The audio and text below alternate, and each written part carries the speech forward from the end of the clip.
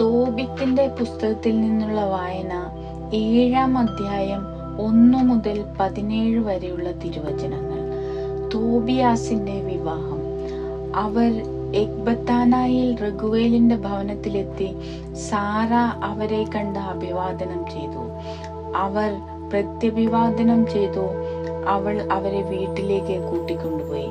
റഗുവേൽ ഭാര്യയെ എഗ്നായോട് പറഞ്ഞു, ഈ യുവാവിന് എന്റെ പിതൃവ്യപുത്രൻ തോബിത്തിന്റെ നല്ല ഛായ.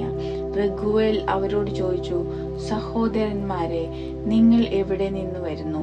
അവർ പറഞ്ഞു, നിനവേയിൽ നിപ്രവാസികളായ നഫ്താലി വംശജരാണ് ഞങ്ങൾ. ഉടനെ അവർ ആരാഞ്ഞു, ഞങ്ങളുടെ സഹോദരൻ തോബിത്തിനെ നിങ്ങൾ അറിയുമോ? അറിയുമെന്ന് അവർ പറഞ്ഞു. അവൻ ചോദിച്ചു, അവന് സുഖമല്ലേ?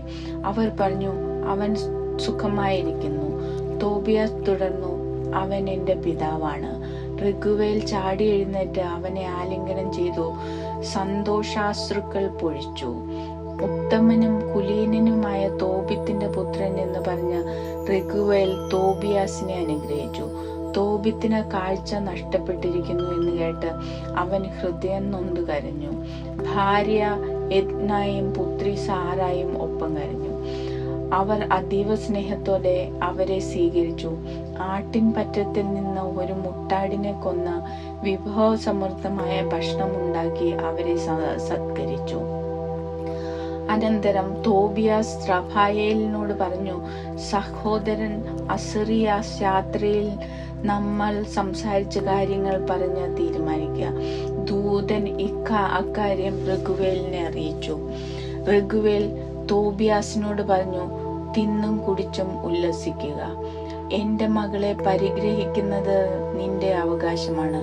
എന്നാൽ ഒരു കാര്യം എനിക്ക് നിന്നോട് തുറന്ന് പറയാനുണ്ട്.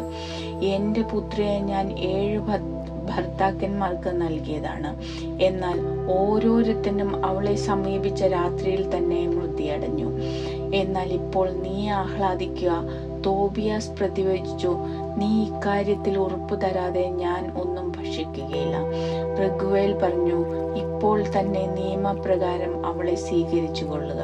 നീ അവളുടെ ബന്ധുവാണ്, അവൾ നിനക്ക് സ്വന്തവും. കാരുണ്യവാനായ ദൈവം നിങ്ങൾക്ക് ഇരുവർക്കും ശുഭം വരുത്തട്ടെ.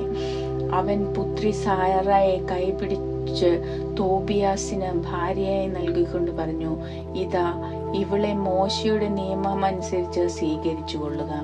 നിന്റെ പിതാവിന്റെ അടുത്തേക്ക് അവളെ കൊണ്ടുപോവുക. അവൻ അവരെ അനുഗ്രഹിച്ചു. അവൻ ഭാര്യ എദ്നായെ വിളിച്ച് ഒരു ചുരുളെടുത്ത് അതിൽ വിവാഹ വാഗ്ദാനം എഴുതി. അവർ അതിൽ തങ്ങളുടെ മുദ്രയും വെച്ചു. അനന്തരം അവർ ഭക്ഷണം കഴിച്ചു. റഗുവേൽ തന്റെ ഭാര്യ എദ്നായെ വിളിച്ചു പറഞ്ഞു, അടുത്ത മുറിയൊരുക്കി അവളെ അങ്ങോട്ട് നയിക്കുക. അവൾ അങ്ങനെ ചെയ്തു. സാറായെ അങ്ങോട്ട് നയിച്ചു. സാറ കരയാൻ തുടങ്ങി. അപ്പോൾ അമ്മ അവളെ ആശ്വസിപ്പിച്ചുകൊണ്ട് പറഞ്ഞു, കുഞ്ഞെ, ധൈര്യമായിരിക്കുക. സ്വർഗത്തിന്റെയും ഭൂമിയുടെയും കർത്താവ് നിന്റെ ദുഃഖം അകറ്റി സന്തോഷമേകും. ധൈര്യമോ ലഭിക്കോ.